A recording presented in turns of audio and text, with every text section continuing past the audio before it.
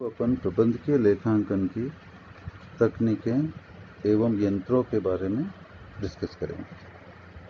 प्रबंधकीय लेखा विधि की विभिन्न तकनीकें जैसे कोष प्रवाह विश्लेषण, रोकड़ प्रवाह विश्लेषण, सीमांत लागत विश्लेषण, बजटरी नियंत्रण आदि के माध्यम से क्रियाओं के सफल नियोजन, नियंत्रण, संगठन, समन्वय एवं अभिप्रेरणा में सहायता मिलती है।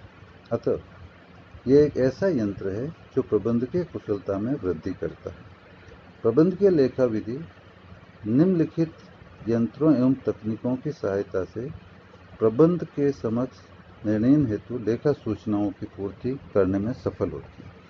सबसे पहला है वित्तीय विवरणों का विश्लेषण।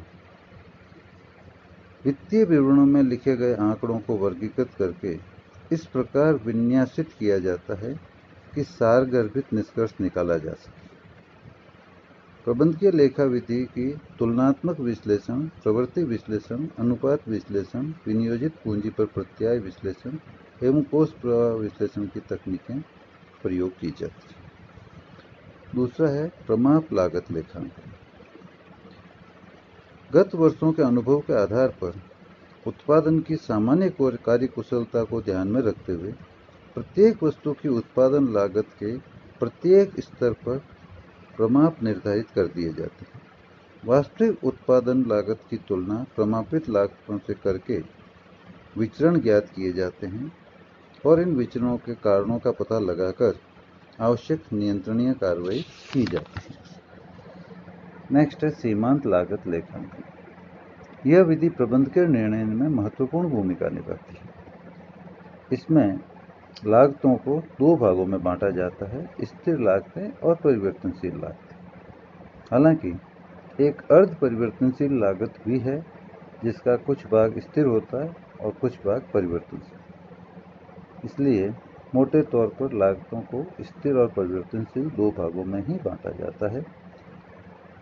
सीमांत लागत लेखांकन में परिवर्तनशील लागतों का ही अधिक प्रयोग होता है, क्योंकि इसके अंतर्गत लाभ की राशि ज्ञात करने के लिए दत्तांश मतलब कंट्रीब्यूशन में से स्थिर लागतों को घटाया जाता है। नेक्स्ट है बजटरी नियंत्रण। इसमें गत वर्ष के अनुभव के आधार पर विभिन्न क्रियाओं एवं उनसे संबंधित व्यक्तियों के दायित्व समंकों के रूप में निर्धारित कर दिए जाते हैं। अगले वर्ष इनकी तुलना वास्तविक परिणामों से की जाती है और व्यावसायिक कुशलता के बारे में जानकारी प्राप्त की जाती है। नेक्स्ट है निर्णयन लेखांकन। निर्णयन कार्य लेखा विधि न होकर प्रक्रिया है, जिसमें प्रबंध संस्था के लाभ को अधिकतम या हानि को न्यूनतम करने के लिए चुनाव करता है।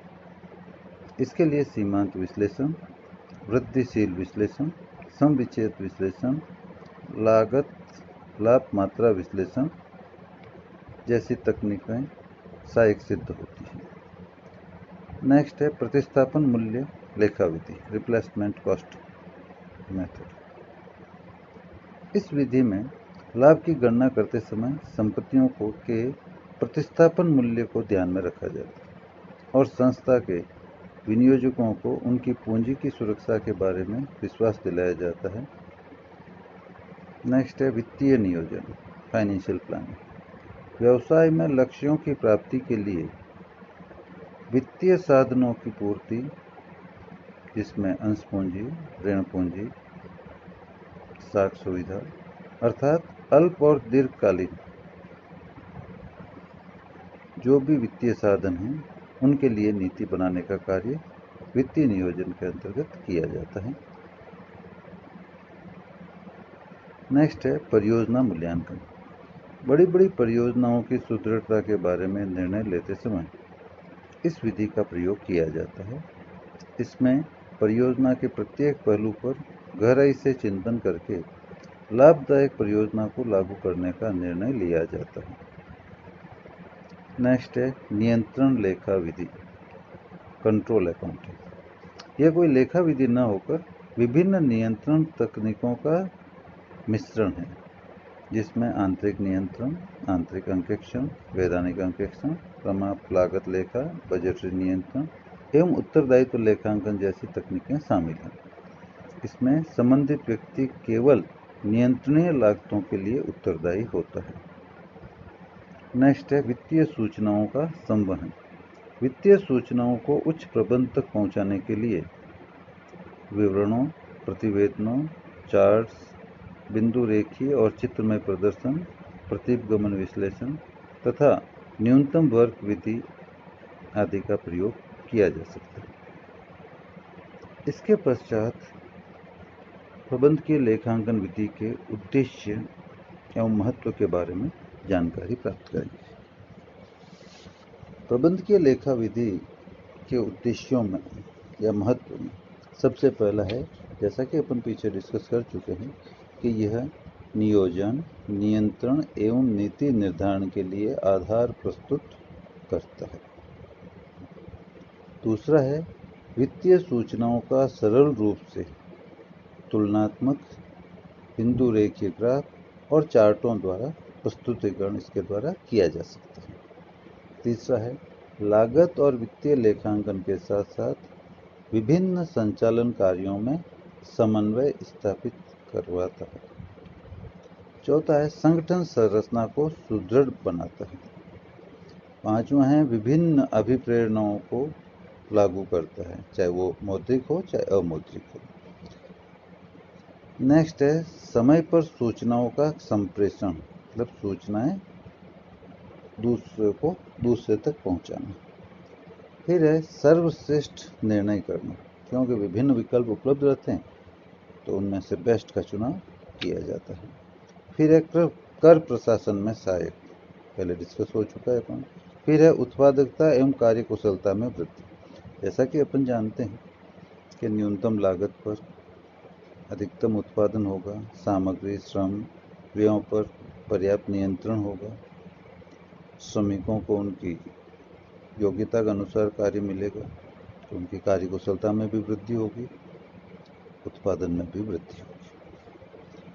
नेक्स्ट है मौसमी उच्चावचनों और व्यापारिक चक्रों के प्रभाव में कमी, क्योंकि जब समय समय पर प्रबंध की सुविधा के अनुसार प्रबंधकीय लेखाकार उन्हें सूचनाएं, विभिन्न विकल्प प्रस्तुत करता रहता है, तो व्यापारिक चक्रों का प्रभाव उसके साथ ही सीमित हो जाता है और व्यापार पर उसका विपरीत प्रभाव नहीं पड़ता।